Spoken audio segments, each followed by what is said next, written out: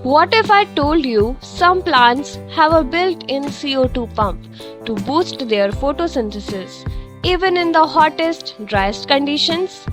Today, we're exploring the brilliant strategy of C4 photosynthesis, a natural upgrade to the Calvin cycle. Plants that rely on C3 photosynthesis lose productivity due to photorespiration, especially when it's hot and dry. Rubisco grabs oxygen instead of carbon dioxide, causing waste. Some plants, like maize and sugarcane, evolved a new pathway, the C₄ Calvin cycle. They physically separate CO₂ capture by mesophyll and sugar production by bundle sheath. C₄ cycle step by step. CO₂ is first fixed by PEP-carboxylase into 4C acids. Second, these acids travel to bundle sheath cells where CO₂ is released. Third, Rubisco then fixes the CO₂ in a low oxygen environment. Fourth, pyruvate returns to mesophyll to restart the cycle.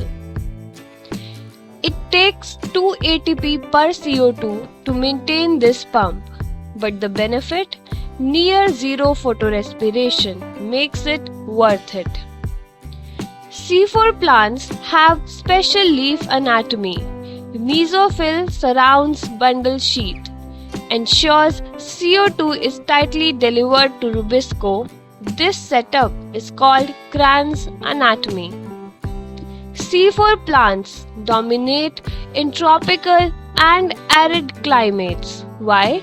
First, better water use, and second, high temperature efficiency. That's why we grow crops like maize and sugarcane in hot regions. C₄ photosynthesis is nature's way of turbocharging plant efficiency. If this breakdown helped you understand how plants adapt to climate, give this video a like, hit subscribe and comment your doubts below. Next up, we will explore CAM photosynthesis, how succulents and desert plants survive extreme dryness while still making sugar. Don't miss it.